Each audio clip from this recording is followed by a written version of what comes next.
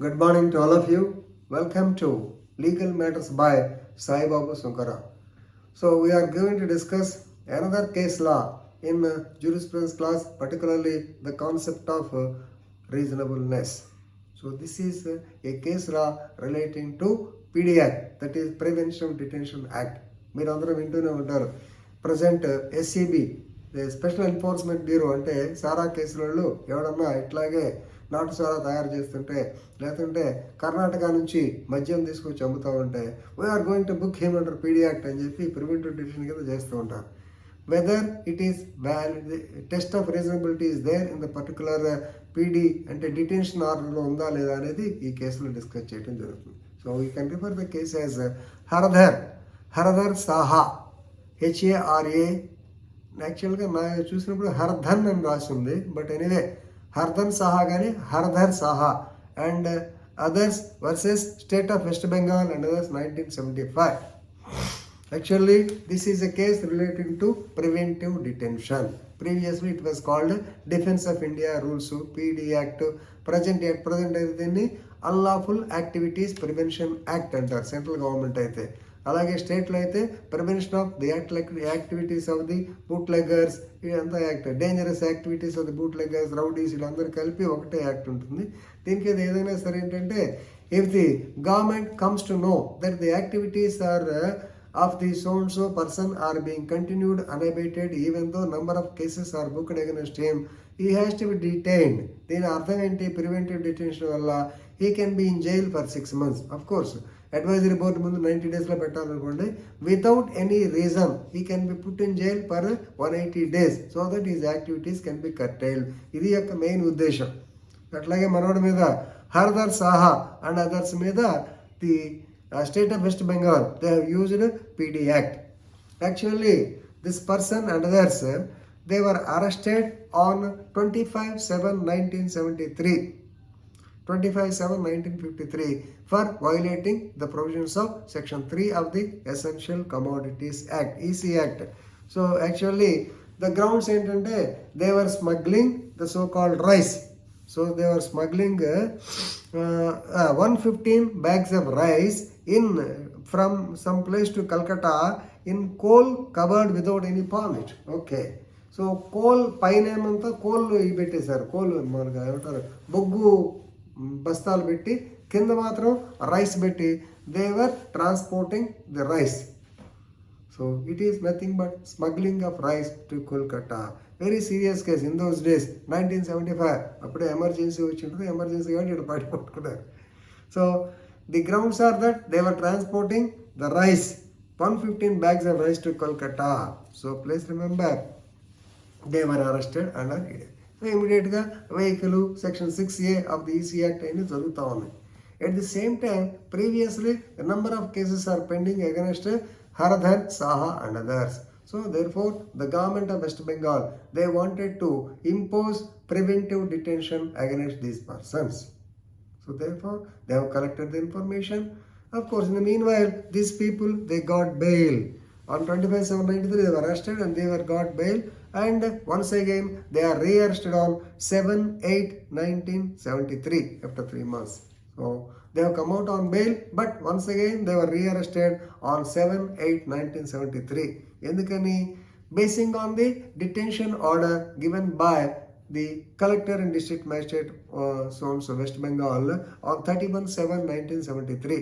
Same case means previously they were arrested for transporting the rice, but since they have been continuing, now they are arrested under preventive detention, right? So therefore, please remember, PDAct says clearly that if the government or if the state is satisfied that the persons are continuously or unabatedly carrying on the so-called black marketing or holding, so and become dangerous for the supply and services of the so-called essential commodities, definitely the district magistrate can give the so-called impounding order or preventive detention. But the rules are that he should be supplied with a copy of the detention order. An advisory board should be formulated within 90 days So an inquiry should be conducted by the advisory board. If the advisory board asks the man to be continued in jail, yes, he can be detained. But if the advisory board says there is no necessity for his continuance, he can be released. So all these formalities are there. But here the important point is preventive detention is not against to the so-called constitutional spirit. So this is what is expressed by the Honorable Supreme Court of India.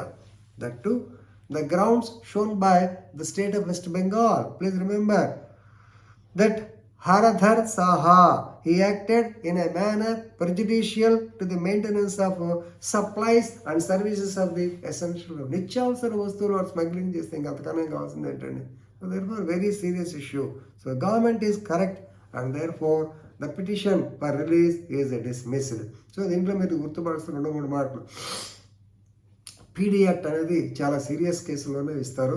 ఆ PDActలో without any enquiry a person can be detained for 180 days. దీంట్లో కొన్ని సందర్భాలు advisory board ఒక్కోసారి మన మీద కూడా అంటే కన్సర్న్ పోలీస్ అధికారుల మీద కూడా చాలా సీరియస్ అవుద్ది. Same thing happen to us. Kathi Padmarao నాకు అతను 1985 17/7/1985 కారం చేయడం సంఘటన నేను ఎప్పుడో సందర్భంలో మీకు చెప్పే ఉంటాను. సో ఈయన ఏం చేశారంటే మనకి చీరాల క్లాక్ సెంటర్ మర్చిపోయాను, క్లాక్ టవర్ సెంటర్లో పబ్లిక్ మీటింగ్ చేత కరణం బలరాం అనే వాడు తలకాయ నెరికి ఈ క్లాక్ కవర్ కడతాను అది ఇది అని చెప్పి ప్రొవోకేటివ్ స్పీచెస్ ఇచ్చాడు. 153A కింద కేసు రిజిస్టర్ చేశాం. సో అతను continuously was giving provocative speech. Of course అది కారం ఇన్సిడెంట్ చాలా ఘోరమైన ఇన్సిడెంట్ అనుకోండి. దాని మీద అతను మంచి ప్రొవోకేటివ్ స్పీచెస్ ఇస్తాడు. కత్తి పద్మారావు అని. Now he has got a doctorate also. ఈ స్టేయింగ్ ఇన్ పొలిటికల్ దాంట్లో ఎక్కడ ఉన్నాడు గుర్తు రావట్లేదు. ఎనివే, సో ఆయన ఇలా మాట్లాడేటప్పటికి దాని మీద సరే ఆ కాలంలో పరిస్థితులను బట్టి మొత్తం ఈ రిజిస్టర్డ్ కేసు అగెన్స్ట్ హిమ్ అంటారు 153 IPC. సో కలెక్టర్ గారి దగ్గరికి వెళ్ళి కలెక్టర్ గారు V S Sampath, if I'm correct గుర్తు రావట్లేదు, కలెక్టర్ గారు ప్రివెంటివ్ డిటెన్షన్ ఆర్డర్ ఇచ్చారు. ఇచ్చిన తర్వాత we took him. So order execute చేసాం. దానికి చాలా గొడవ అయింది. విజయవాడ పట్టుకున్న తర్వాత మొత్తానికి వైజాగ్ జైల్లో పెట్టాం. Within 90 days a board has been established. ఆ బోర్డులో సో ఇన్సిడెంటల్గా కలెక్టర్ తరఫున జాయింట్ కలెక్టర్ జేఆర్ ఆనందన్ ఆయన, తర్వాత పోలీస్ శాఖ తరఫున నేను వెళ్ళడం జరిగింది. వెళ్ళినప్పుడు కాన్స్టిట్యూషన్ అడ్వైజరీ బోర్డు వాళ్ళు బ్రహ్మాండం క్వశ్చన్లు వేశారు. సో మేమంతా రాసాం ఇతని మీద ఈ కేసు ఉంది, ఈ కేసు ఉంది, ఈ కేసు ఉంది. దాదాపు 10-15 కేసులు చూపించాం. నిజమేనయ్యా, ఈ కేసుల్లో ఎక్కడైనా ఇతను శిక్ష పడిందా? మీరు కేసులు పెట్టారు, ఎక్కడైనా శిక్ష పడిందా అన్నారు. శిక్ష ఒక్క దాంట్లో కూడా పడలా, కేసులే ఉన్నాయి. సో కేసులు ఎన్నో పెడుతుంటారా పోలీసులు. ఏదైనా శిక్ష ఉంటే as is a dangerous to the society అనుకోవచ్చు. పైగా అతను ఏదో కవిత్వం ఏదో సినిమాలు రాసుకుంటా ఉంటే ఏదో మాట్లాడతాడు. ఈ మాట్లాడేవాడు ఏం చేస్తాడు నిన్ను? దానివల్ల ఏమవుతుంది? అతను స్పీచ్ విని ఎవరన్నా పోయి ఆ యొక్క వదిలే మన పేరు చెప్పడం ఆయన ఏమన్నా చేశారా? ఏం చేయలా, నథింగ్ హ్యాపెండ్. మరి ఎట్లా అవుద్ది? హౌ కెన్ దిస్ బి 153 అని రిలీజ్ హిమ్ అన్నాడు. మళ్ళీ నేనే వైజాగ్ సెంట్రల్ జైలు నుంచి తీసుకొచ్చి అతని ఇంటికి దించాను. So this is the concept of preventive detention. So దయచేసి ఇది మళ్ళీ పబ్లిసిటీ చేయబాకండి. ఆయనకి లేవండి మేము చంపుతానండి అలా చెప్పకండి. But as a practical approach కోసం మీకు వరకు చెప్పడం జరిగింది. So with this I'm concluding. Thank you very much.